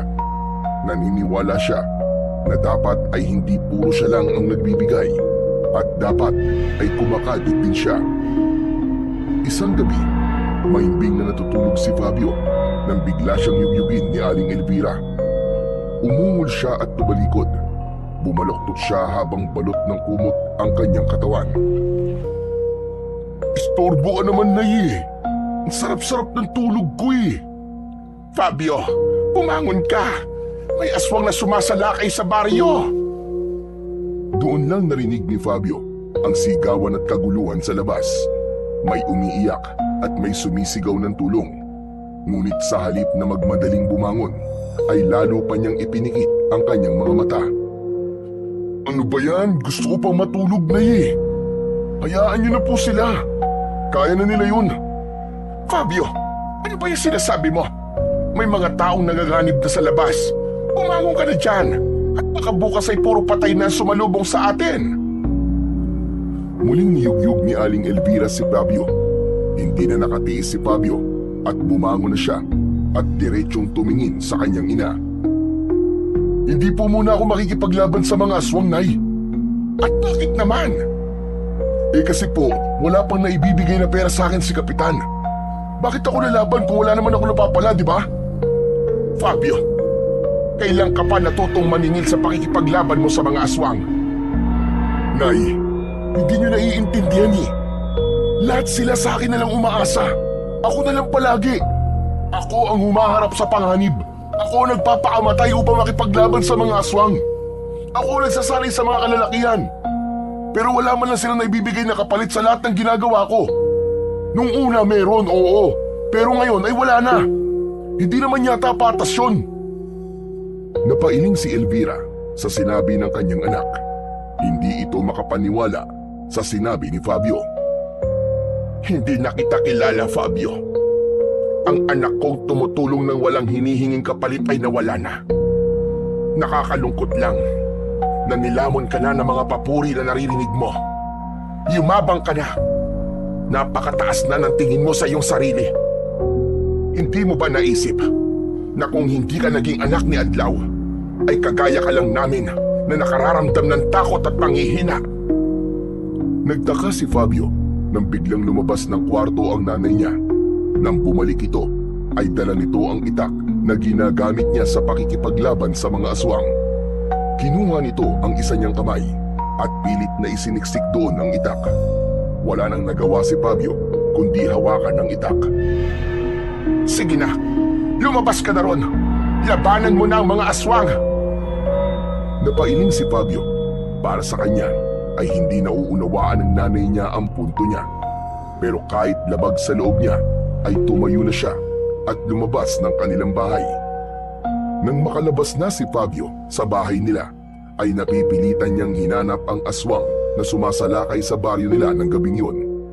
Sumalubong sa kanya ang mga nagkakagulong mga tao at naghahanap ng lugar na mapagtataguan. Hindi nagtagal ay nakita na ni Fabio ang aswang. Sandali siyang natigilan dahil hindi yun gaya ng mga aswang na nauna niyang nakaharap dahil kakaiba ang itsura ng aswang na yun. Matangkad yun at halos doble ang taas sa isang pangkaraniwang tao. Ang payat nitong katawan ay parang butot balat lang, ngunit mahaba ang braso at binti nito. Mas lalo pang nanlaki ang mga mata ni Fabio nang masilayan ang mukha ng aswang. Meron yung malalalim na mata na nagliliwanag sa dilim. Ang bibig nito ay napakalaki at ang mga ngipin nito ay sadyang matutulis. Lumapit sa kanya si Mang Temyong na may hawak din na itak. Fabio, hindi pangkaraniwan ang aswang na yan. Isa yung tupong-tupong. Ha? Anong tupong-tupong, Mang Temyong? Ang tupong-tupong ay may kakayahang pahabain ang katawan nito. Ang mga braso at binti niyan ay kayang umabot ng ilang metro. Pero ang pinaka nakakatakot sa kanya ay ang bunganga niya na kayang lumulon ng isang buong tao. Sa halip na matakot ay ngumisi lamang si Fabio sa sinabi ng matanda. Ha! Wala akong pakialam. Kahit na anong klaseng aswang pa yan, ay kayang-kaya ko yung labanan at patayin. Hinawakan ni Fabio ang itak ng mahigpit at humakbang palapit sa tupong-tupong na aswang. Ngunit bago pa man siya makalapit dito, ay biglang sumikip ang kanyang dibdib. Parang may mabigat na nakadagan sa kanya at pinapahirapan siyang huminga. Nanlabo ang paningin niya at naramdaman niyang parang bumigat ang buong katawan niya. Ngunit hindi yun pinansin ni Fabio at sa kabila ng biglang panghihina ay matapang pa rin na lumapit si Fabio sa kakaibang aswang. Hawak ang itak ay sinugod ni Fabio ang tupong-tupong. Tatagain niya sana ang leeg nito pero biglang humaba ang leeg ng aswang at parang goma yung kumabig pakaliwa kaya sa hangin tumama ang talim ng itak ni Fabio. Muli siyang umatake at pinuntirya niya ang binti nito. Ngunit humaba lang din yun at pumaling sa kaliwa kaya hindi niya ito muling tinamaan. Anak nang, pinagli ka ba sa gomang aswang ka, ha? Parang naglalaro lang ang tupong-tupong. Patuloy nitong iniiwasan ang bawat atake ni Fabio. Hindi nagtagal ay mas lalong naramdaman ni Fabio ang panghihina ng kanyang katawan. Pakiramdam niya ay bumigat ang kanyang mga paa. Dati-rati ay nagagawa niyang kumilos ng mas mabilis. Ngunit ng sandaling yun ay tila ordinaryong tao na lamang siya. Napansin niyang mabilis siyang hinihingal at ang pag-atake niya ay hindi na kasing lakas tulad ng dati. Maya-maya ay ilang kalalakihan ang sumugod sa tupong-tupong upang tumulong kay Fabio. Isa sa mga lalaki ang hinawakan ng tupong-tupong sa mukha at nakita ni Fabio ang isang nakapangingilabot na tagpo. Biglang namutla ang lalaking hinawakan ng aswang. Mabilis na natuyo ang katawan nito. Hindi nagtagal ay bumagsak ang walang buhay na katawan ng lalaki sa lupa. Ang itsura nun ay parang isang matandang butot balat. Hinilabutan si Fabio nang mapagtanto niya na may kakayahang maghigop ng lakas ang tupong-tupong. Napaatras si Fabio. Nakita niyang may dalawa pang lalaki na hinawakan ng tupong-tupong sa mukha. At gaya na nangyari sa unang lalaki, ay tuyot na tuyot din na bumagsak ang katawan ng dalawa sa lupa. Sa unang pagkakataon, ay nakaramdam ng tunay na takot si Fabio. Napagtanto niya na hindi yon katulad ng ibang laban na kanyang hinarap noon. Huminga siya ng malalim at pilit na pinigilan ang pangangatog ng kanyang mga kamay. Kinumbinsi niya ang kanyang sarili na lumaban, pero natalo na siya ng kanyang takot, kaya walang pagdadalawang isip na tumakbo siya palayo sa tupong-tupong. Mabilis na nagtago si Fabio sa mga nakatambak na lumang gamit sa likod ng kanilang bahay. Nangihina siyang napaupo sa lupa at yumuko. Bakit ganun? Anong nangyayari sa akin? Bakit bigla ako naging mahina? Nakabibingi ang sigaw ng mga tao sa baryo ng sandaling yon. Alam ni Fabio na kailangan niyang harapin ang tupong-tupong, pero alam niya rin na sa kalagayan niya ay hindi siya mananalo sa kalaban. Kaya naman, tinakpan niya ang tenga niya gamit ang mga kamay upang kahit paano ay hindi niya marinig ang kaguluhan na bumabalot sa baryo nila ng gabing yon. Hindi alam ni Fabio kung gaano siya katagal na nakatago sa likod ng kanilang bahay. Nakayuko lang siya roon habang nanginginig pa rin sa labis na takot at pagtataka. Napapitlag siya nang biglang may humawak sa kanyang balikat. Nang umangat ang mukha niya ay natigilan siya nang makita niya ang kanyang nanay. Nay, yung aswang, wala na ba siya? Wala na, anak. Ibig sabihin, may nakapatay po sa kanya. Ang ibig kong sabihin ay umalis na, pero marami siyang napatay. Muling yumuko si Fabio. Paulit-ulit na naglaro sa loob ng utak niya ang mga sigaw ng mga tao kanina. Tumayo ka na dyan. Pumasok na tayo sa bahay natin. Marahan siyang inilalayan ng kanyang ina sa pagtayo at pumasok na sila sa kanilang bahay. Agad siyang binigyan ni Aling Elvira ng isang baso ng tubig na agad naman niyang ininom. Matanong lang kita, anak. Kaya ka ba tumakbo sa laban kanina? Ay dahil wala pang binibigay na pera si Kapitan Manuel? Hindi po, Nay. Ang totoo po niyan umatras po ako. Dahil pakiramdam ko po ay hindi na po ako malakas. Tapos, grabe din po yung takot na nararamdaman ko nang makita ko pong nangihigop po ng lakas yung aswang. Nay, paano po kung nawala na pala ang lakas ko? Hindi maaaring mangyari yan, Fabio. Anak ka ng isang bathala. Hindi basta-basta mawawala ang lakas mo. Pero paano niyo po may papaliwanag yung nangyayari po sa akin ngayon? Baka kailangan mo lang na magpahinga, anak. Tandaan mo, may dugo ka pa ring tao. Normal lang na mapagod ka at normal lang din na makaramdam ka ng takot. Sige na, anak. Magpahinga ka na. Bukas paggising mo, sigurado ko na malakas ka na ulit. Hindi nakaimik si Fabio sa sinabi ng kanyang nanay. May gusto siyang sabihin pero hindi niya alam kung paano ipapaliwanag sa nanay niya ang bumabagabag sa kanya. Makalipas ang ilang sandali ay nagtungo na siya sa kwarto nila at humiga na siya sa papag. Pinikit niya ang kanyang mga mata, ngunit hindi niya magawang makatulog. Maagang nagising si Fabio kinaumagahan. Umasa siya na sa sandaling yun ay bumalik na ang kakaiba niyang lakas. Lumabas siya ng bahay at nagtungo sa likod ng bahay nila. Huminto siya sa tapat ng isang matandang puno. Huminga siya ng malalim. Mariin niyang ikinuyom ang kanyang kamao at buong lakas niyang sinuntok ang katawan ng puno. Aray! Aray ko! Aray! Ang sakit! Napangiwi si Fabio nang makaramdam siya ng labis na sakit sa kanyang kamao. Nasugatan pa siya roon na dati namang hindi nangyayari. Ngunit hindi pa rin siya sumuko. Luminga siya upang maghanap ng isang mabigat na bagay na maaari niyang buhatin.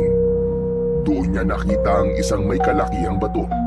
Isa yun sa bagay na dati niyang binubuhat nang walang kahirap-hirap. Lumapit si Fabio sa malaking bato at sinubukan niya yung iangat sa lupa. Pero kahit kaunti ay hindi niya nagawang iangat ang bato ni hindi nga yun gumalaw. Pero pinilit pa rin niya yung buhatin. Pero pinagpawisan na lang siya ay hindi pa rin siya nagtagumpay. Hanggang sa narinig niya ang boses ng kanyang ina sa likuran niya. Fabio, ano bang ginagawa mo riyan? Binitiwan ni Fabio ang bato at marahang lumingon kay Aling Elvira. Hindi agad nakasagot si Fabio sa tanong ng nanay niya. Tinignan niya ang mga kamay niya at naluluwa siyang tumingin kay Aling Elvira. Nay, hindi pa rin po bumabalik ang lakas ko eh. Hindi kaya nawala na talaga yun at hindi na babalik pa kailanman? Hindi nagsalita si Aling Elvira at ramdam ni Fabio na maging ito ay hindi alam kung bakit nangyari yun sa kanya. Lumapit ito at mahigpit siyang niyakap.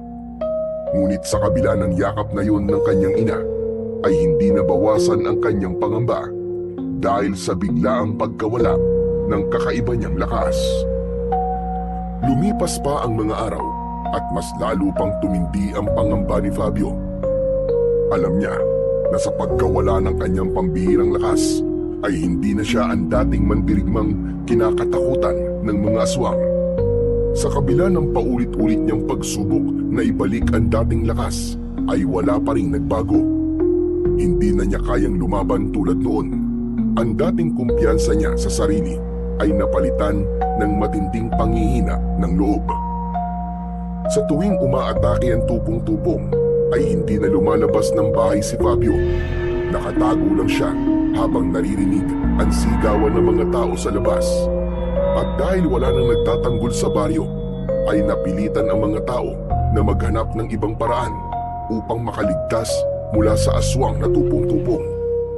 Sa tuwing sasapit ang gabi, ay sama-sama silang nagtutungo sa isang malaking kuweba sa paanan ng bundok. Doon sila nagtatago hanggang sa sumikat ang araw.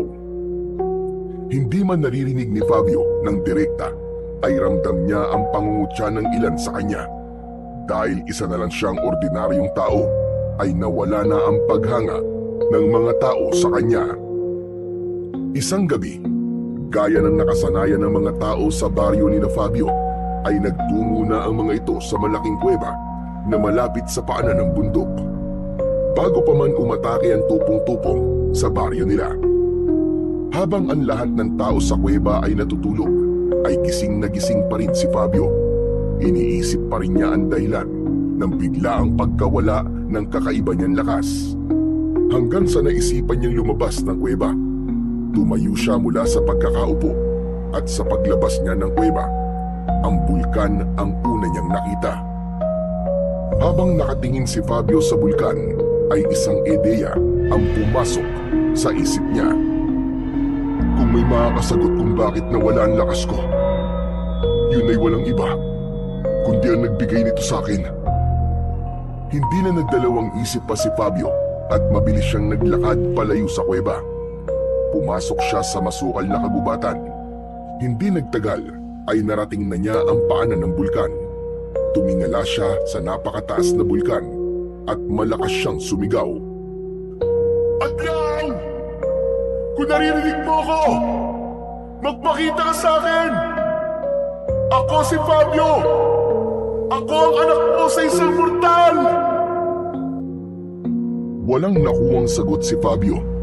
Ang tanging narinig lang niya ay ang huni ng mga kuliglig at panggabing ibon sa paligid. Ama! Parang awa mo na! Kailangan kitang makausap! Ngunit nanatiling tahimik ang buong paligid. Napapikit siya ng mariin at napapailing. Natawa siya ng bagya nang ibukas niyang muli ang kanyang mga mata. Pambihira! Bakit ko ba iniisip na kakausapin ako ng tatay ko? Isa siyang bathala. Malamang hindi yun makikipag-usap sa kagaya ko na may dugo na isang tao. Nagsasayang lang ako ng oras dito.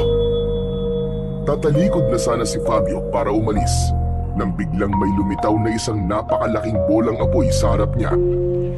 Gulat siyang napaatras habang ang mga mata niya ay nanlalaki. Ang bolang apoy ay unti-unting nagbago ng hugis hanggang sa mula roon ay lumabas ang isang matangkad na lalaki na may matipunong pangangatawan at kayumangging balat.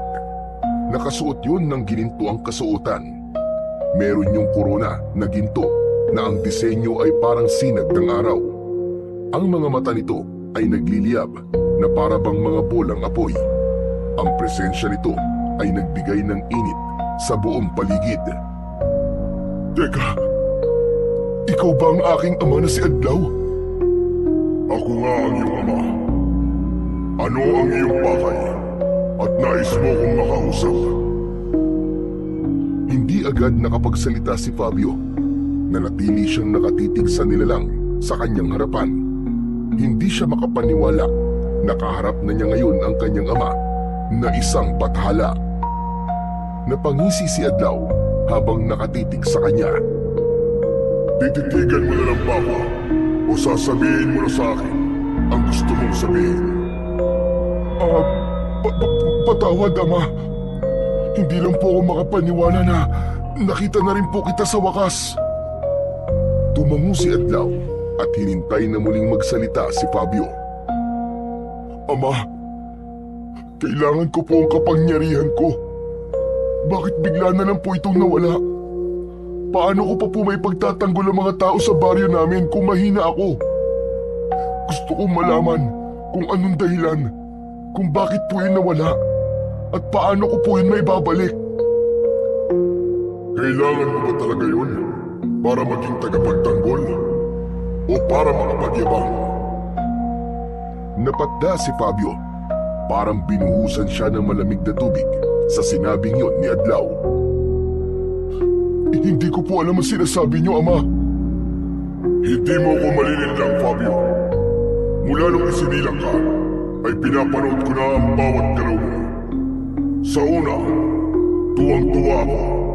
Isa kang batang punong-puno ng sigla at punong-puno ng pangarap. Masaya ako nung una na natuklasan mo na ang tunay na dahilan kung bakit ka merong kapangyarihan. Ngunit nang makita kong hinayaan mong lamunin ka ng pagiging kakaiba mo, ay labis ako nalungkot. Ang kapangyarihan na meron ka ay hindi para maging mataas ang tingin mo sa iyong sarili. Ngunit ano ang ginawa mo? Naging mayabang ka. Ginamit mo ito upang ipakita sa lahat na ikaw ang pinakamalakas. Naging mapagsamantala ka sa iyong kapwa. Nakita kong naging mapang-abuso ka. Nakita kong naging hambog ka. At doon ko napagtanto, hindi ka karapat-dapat sa kapangyarihan tulad ng sa isang bathala. Sandaling huminto si Adlaw sa pagsasalita, habang si Fabio naman ay halos hindi na makatingin sa kanyang ama dahil sa labis na pangliliit. Alam niya na lahat ng lumalabas sa bibig ni Adlaw ay pawang katotohanan lamang. Alam kong darating ang araw na kakailanganin ng baryo niyo ang isang tagapagtanggol. Kaya kita nilikha, anak. Ngunit nagkamali ako dahil hindi mo ginamit ng tama ang ibinigay ko sa iyo. Nang marinig ni Fabio ang huling sinabi ng kanyang ama, ay para siyang tinamaan ng matalim na sibat sa dibdib. Hindi niya kayang salungatin ang mga sinabi nito sapagkat lahat yun ay totoo. Marahan siyang napayuko at pakiramdam niya ay napakasama niya ng sandaling yun. Kasabay ng panginginig ng kanyang katawan ay ang pagpatak ng kanyang mga luha. Ama, patawarin niyo ako. Nakikiusap po ako sa inyo na ibalik niyo ang kapangyarihan ko. Kahit sandali lang. Kapag napatay ko na ang tupong-tupong, kunin niyo na ulit ang kapangyarihan ko. Hayaan niyo pong itama ako ang aking pagkakamali. Gusto ko pong bumawi sa aking kababaryo. Nakikiusap po ako sa inyo, Ama. Huli na ang lahat, Fabio. Ang nabawi ko na ay hindi ko na kailanman may babalik pa. Isang pagkakataon lang ang kaya kong ibigay sa iyo. Ngunit hindi mo yun pinahalagahan. Bakit ba ako nagulat sa iyong inasal ang ginawa? May dugong tao ka nga pala. At karamihan sa inyo, kapag nagkaroon ng konting kapangyarihan, ay nagiging mapagmataas at nagiging mapang-abuso. Wala na akong magagawa kundi panoorin ang pagbagsak ng baryo niyo. Sa huling pagkakataon, nagtagpo ang tingin nilang mag-ama at sa isang iglap ay naging bolang apoy muli si Adlaw at tuluyang naglaw sa harapan ni Fabio. Nanghihinang napaluhod si Fabio sa lupa.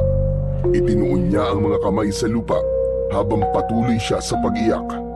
Hindi na niya alam ng sandaling yun kung paano pa niya magagawang ipagtanggol ang baryo nila.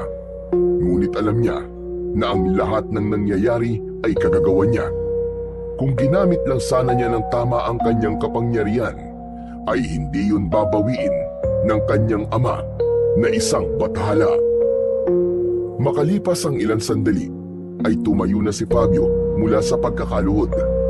Ramdam niya ang bigat sa kanyang dibdib, pero pinilit niyang pakalmahin ang kanyang sarili.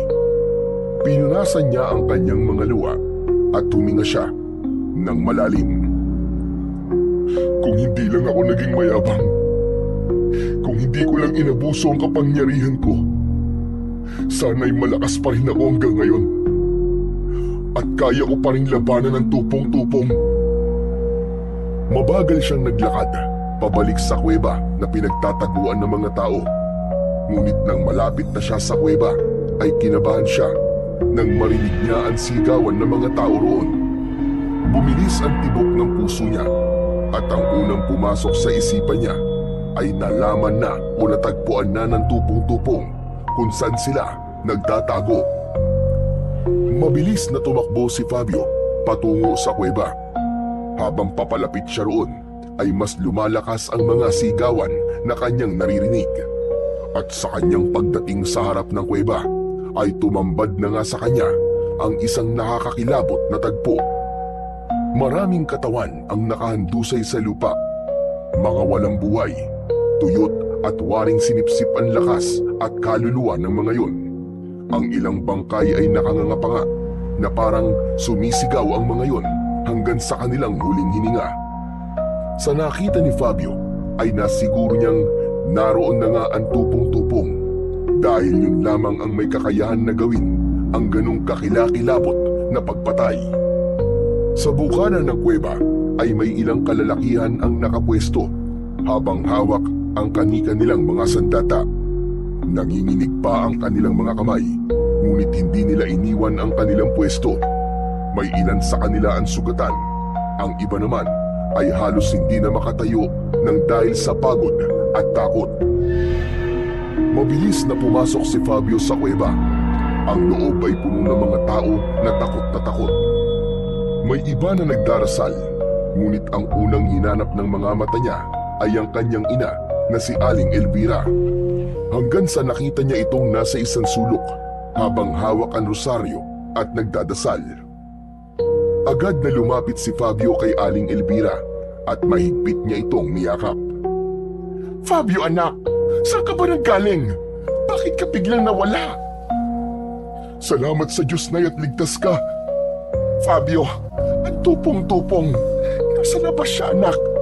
Baka hindi magtagal ay makapasok na siya rito. Kailangan kong lumabas, Nay. Kailangan ko pong labanan ng tupong-tupong. Agad siyang hinawakan ni Aling Elvira sa kamay ng mahigpit at tila ayaw siya nitong pakawalan. Hindi ako papayag anak. Hindi maaari. Wala ka ng kapangyarihan. Paano ka pa makikipaglaban sa tupong-tupong? Baka kumapano ka anak. Nay, wala na po akong pakialam. Kung hindi po ako lalaban, mamamatay pa rin tayo dito. Ano gusto mong gawin ko, Nay? Magtago na lang ako dito habang pinapatay niya ang mga tao sa labas. Mas mabuti pang mamatay akong lumalaban kaysa nagtatago. Lumakas palalo ang sigawan mula sa labas. Napalingon si Fabio sa bungad ng kuweba. Nay, kailangan ko na lumabas. Hindi Fabio, dito ka lang. Makinig ka sa akin anak. Mabilis na kinuha ni Fabio ang itak na palagi nilang dala sa kuweba. Tumayo na siya at tumakbo palabas ng kuweba. Narinig pa niya ang pagsigaw ni Aling Elvira para pigilan siya, pero hindi niya na yun pinakinggan. Ang tanging nasa isip niya lang ng mga sandaling yun ay patunayan na kahit wala siyang kapangyarihan, ay kayang-kaya niya pa rin lumaban. Sa paglabas ni Fabio sa kuweba, ay nakita niya kagad ang tupong-tupong na hawak sa mukha ang isang babae. Nanginginig ang katawan ng babae habang hinihigop ng halimaw ang lakas nito. hindi na nagdalawang isip pa si Fabio at mabilis siyang tumakbo patungo sa tupong-tupong. Pero bago pa siya makalapit dito ay bigla itong lumingon sa kanya. Itinapon ng tupong-tupong ang babae na parang basurang wala ng silbi. Matapos yun ay mabilis na sumugod ang tupong-tupong papunta kay Fabio. Napaatras si Fabio nang makita niyang humaba ang braso nito.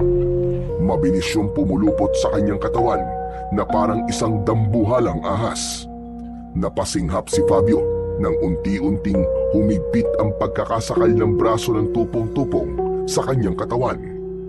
Halos hindi na siya makahinga ng sandaling yon. Nang makalapit ng tuluyan ang tupong-tupong, ay lumaki ang bibig nito. Nakita ni Fabio ang matutulis ng mga ngipin na handa na siyang lamunin. Ang baho ng hininga mo! At bago pa siya tuluyang malamon ng tupong-tupong, ay buong lakas niyang itinarak ang itak sa loob ng bibig nito. Isang nakabibing sigaw mula sa halimaw ang pumuno sa paligid. Pinakawalan siya nito at bigla itong lumayo sa kanya. Natumba si Fabio sa lupa at agad niyang hinanap ang kanyang kalaban, pero hindi niya yun nakita. Tumayo si Fabio upang lumingalinga sa paligid. Ramdam niya na naroon pa rin ang tupong-tupong. Hayop ka! Magpakita ka sa akin! At huwag kang parang duwag na nagtatago! Lumabas ka! Harapin mo ako! Laking gulat ni Fabio nang biglang lumitaw sa likod niya ang tupong-tupong. Mabilis siya nitong kinagat sa kanyang balikat gamit ang matutulis nitong mga pangil. Pakiramdam niya ay biniyak ang kanyang buto sa tindi ng sakit na lumukob sa kanya. Ngunit hindi siya nagpatalo sa sakit at buong lakas niyang inundayan ng saksak ang tagiliran ng halimaw. Pinakawalan si Fabio ng tupong-tupong at napaatras ito. Muling humaba ang mga braso nito at pumulupot yun sa kanyang katawan. Pilit siyang nagpupumiglas, pero dahil sa wala na ang dati niyang lakas, ay hindi siya nagtagumpay na makawala. Lumapit ang halimaw kay Fabio at tinignan siya nito na parabang isa siyang napakasarap na pagkain. Sa kabila ng sakit at hirap, ay narinig ni Fabio ang malakas na sigaw ng kanyang ina. Fabio, anak! Tama na yan! Huwag ka nang lumaban! Nakita ni Fabio ang nanay niya sa bungad ng kuweba na umiiyak. Nagpupumiglas ito mula sa pagkakahawak ng mga kalalakihang pinipigilan itong lumapit sa kanya. Sa isang iglap at ibinato si Fabio ng tupong-tupong gamit ang mahaba nitong braso na nakapalupot sa kanya. Sumubsob siya pasadsad sa lupa. Duguan na siya at ramdam na niya ang labis na panghihina ng kanyang katawan. Mabagal na lumapit ang tupong-tupong na aswang kay Fabio. Humaba ang isa nitong braso at patungo yun sa kanyang muka. Alam ni Fabio na sa sandaling yun ay hihigupin na nito ang kanyang lakas. Napapikit siya at tinanggap na niya na yun na ang kanyang katapusan. Ngunit bago pa man lumapat ang palad ng halimaw sa mukha ni Fabio, ay isang malakas na pagyanig ng lupa ang nangyari. Isang malakas na lindol ang naganap ng gabing yun. Nagkagulo ang mga tao at tumakbo ang mga yon pabalik sa loob ng kuweba. Kasunod nun ay isang napakalakas na pagsabog ang umalingaw-ngaw. Nanlaki ang mga mata ni Fabio nang makita niyang pumutok ang bulkan. Nagbugayon ng maitim na usok.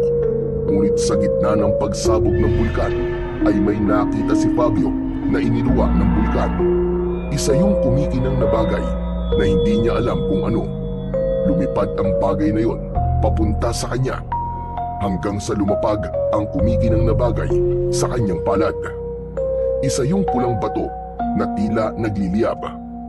Nang ikulong ni Fabio ang bato sa kanyang palad, ay naramdaman niya ang mabilis na pagbalik ng kanyang lakas.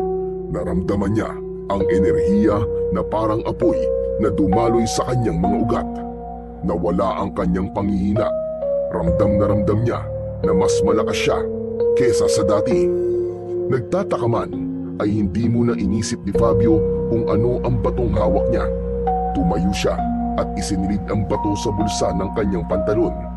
Tumakbo siya sa isang puno upang subukan kung totoong ang bumalik na ang kanyang lakas. Niyakap niya ang katawan ng puno at buong puwersang binunot yun. Gamit ang puno ay hinataw niya ang tupong-tupong at tumilapon yun sa malayo. Malakas na tumama ang likod ng halimaw sa isang malaking bato. Hindi pa siya tapos. Mabilis na sumugod si Fabio sa tupong-tupong at buong lakas niya tong pinagsusuntok ng paulit-ulit. Wala na siyang pakialam kung saan tumatama ang suntok niya dahil ang tanging nasa isip niya lang ng mga sandaling yon ay ang mapatay na ang kanyang kalaban.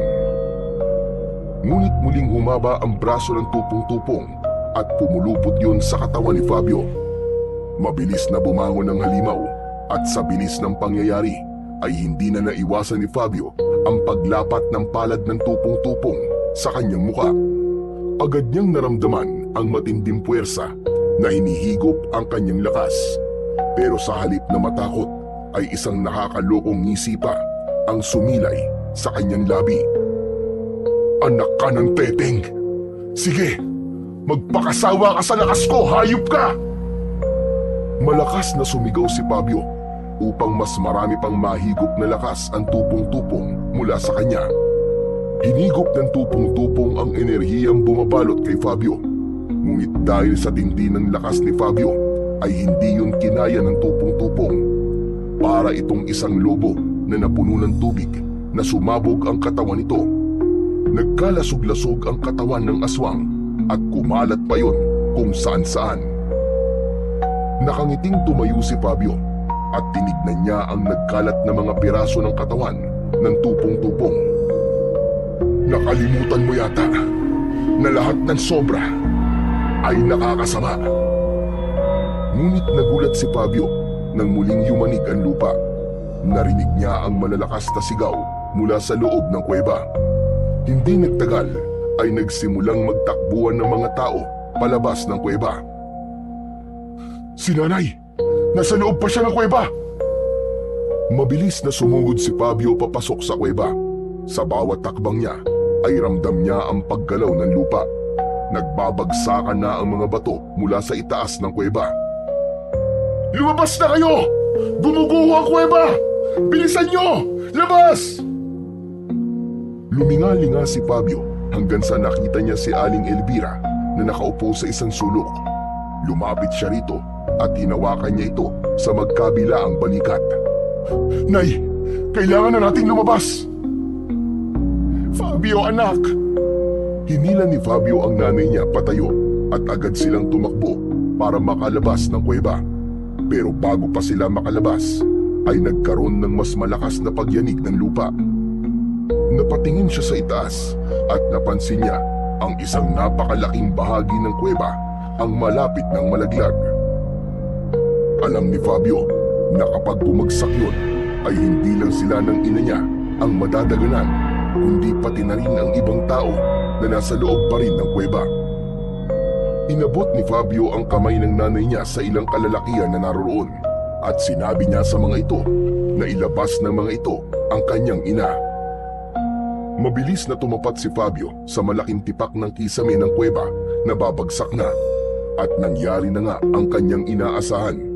Bumagsak na ang malaking tipak na bahagi ng kuweba pero sa huling segundo ay itinaas niya ang kanyang mga kamay at sinalo niya yon. Muli niyang naramdaman ang matinding puwersang dumaloy sa kanyang katawan mula sa pulang bato na nasa kanyang bulsa. Pero sa kabila ng lakas niya ay ramdam na ramdam pa rin niya ang bigat ng bato na kanyang pasan. Lumabas na kayo! Bilisan niyo na! Agad na tumakbo palabas ng kuweba ang mga taong nasa likuran ni Fabio. Nakita niya si Aling Elvira na hinihila ng mga lalaki palabas. Umiiyak yung nakatingin sa kanya. Fabio, anak! Bitiwan niyo ako! Kailangan kong balikan ang anak ko! Isang ngiti na puno ng pagmamahal ang isinagot ni Fabio sa kanyang ina habang nanginginig ang mga braso niya sa bigat ng batong pasan niya. Hindi nagtagal ay tuluyan ang nakalabas ang kanyang ina kasama ang iba pang mga tao at tanging si Fabio na lang ang naiwang mag-isa sa loob ng kuweba. Isa pang malakas na pagyanig ng lupa ang nangyari at tuluyan na ngang bumagsak ang malalaking bato kay Fabio. Sa isang kisap mata ay tuluyang bumuho ang kuweba at natabunan ng malalaking bato si Fabio. 2 araw na ang lumipas mula nang bumuho ang kuweba at matabunan si Fabio. Sa laki ng mga batong tumabon kay Fabio ay wala nang nangahas na hanapin pa ang katawan niya. Sa halip ay nagtayo na lang ang mga tao ng isang munting altar sa gumuhong kuweba kung saan sila nag-aalay ng dasal, kandila at bulaklak bilang paggunita sa kabayanihan na ginawa ni Fabio. Ngunit sa lahat ay si Aling Elvira ang pinakanawasak ang puso. Halos hindi ito umalis sa harap ng altar. Ang mga mata nito ay namamagana sa walang tigil na pag-iyak. Paulit-ulit itong tinatawag ang pangalan ni Fabio at patuloy itong umaasa na sa kabila ng nangyari ay buhay pa rin ang kanyang pinakamamahal na anak. Isang gabi, habang walang tao sa gumuhong kuweba, ay isang nakasisilaw na puting liwanag ang naglagos sa mga magkakapatong na bato na tumabon kay Fabio. Mula roon ay isang kamay ang lumitaw na hawak ang pulang bato. Mula sa mabibigat na bato ay umahon si Fabio. Habol niya ang kanyang paghinga at hindi siya makapaniwala na buhay pa rin siya. Tumayo si Fabio sa ibabaw ng gumuhong kuweba at lumitaw ang malaking bolang apoy sa harapan niya. Mula roon ay lumitaw si Adlaw na may ngiti sa labi. Ama! Binabati kita, Fabio. Dahil napatunayan mo na kaya mo pang magbago. Pinili mong ipaglaban ang inyong pari kahit wala kang kapangyarihan at kahit kapalit nun ay ang iyong sariling buhay. Dahil sa iyong tapang at kabayanihan ay nagdesisyon akong ibalik na ang kapangyarihan mo. Ang hawak mong bato ay ang mutya ng bulkan. Simula ngayon ay dyan na magmumula ang iyong lakas.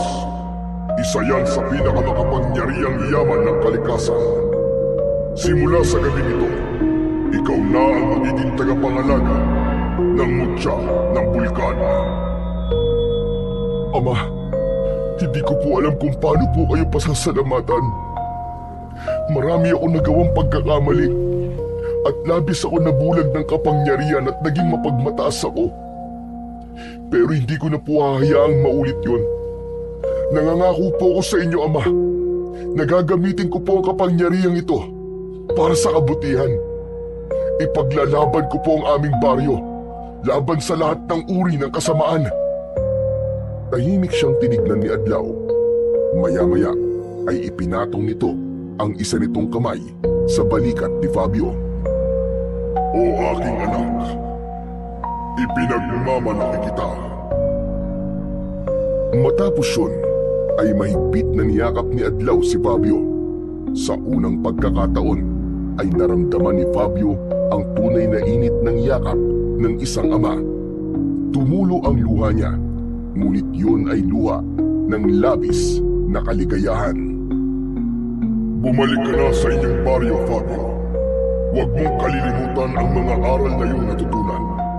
Ang kayabangan at pagiging mapagmataas ay walang maitutulog na mabuti. Opo, Ama. Gagawin ko po ang lahat ng yun. Hindi ko na po hahayaan na muli akong lamunin ang aking kapangyarihan. Nangangako po ako sa inyo, Ama. Kumalas na si Adlaw sa pagkakayakap kay Fabio. Matapos niyang magpaalam sa kanyang ama, ay tumalikod na siya at nagsimulang maglakad pauwi sa bahay nila. Hindi na siya makapaghintay na muling mayakap ang kanyang ina at malaman ito na siya ay buhay pa.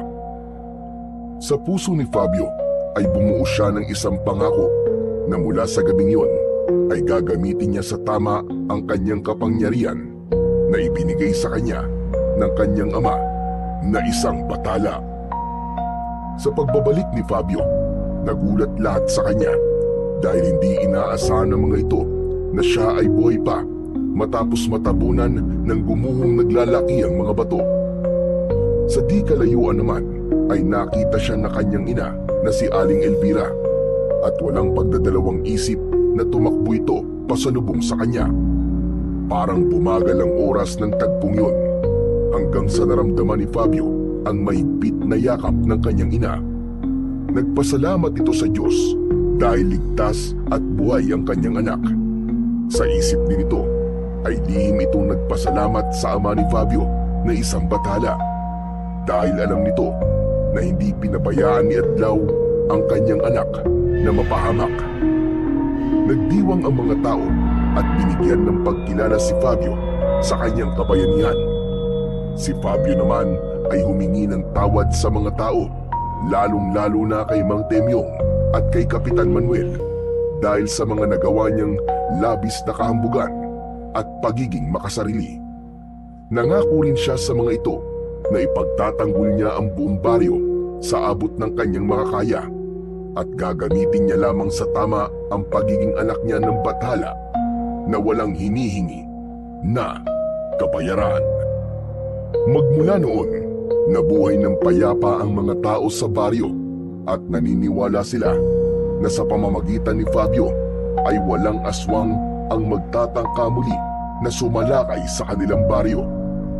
Ngunit kung meron man, ay malaki rin ang kanilang tiwala na hanggat naririyan si Fabio at ang mutya ng bulkan na ipinagkaloob ng ama niyang bathala, ay walang kahit na anong puwersa ng kadiliman ang maaaring maghasik muli ng takot sa pinakamamahal nilang bayan.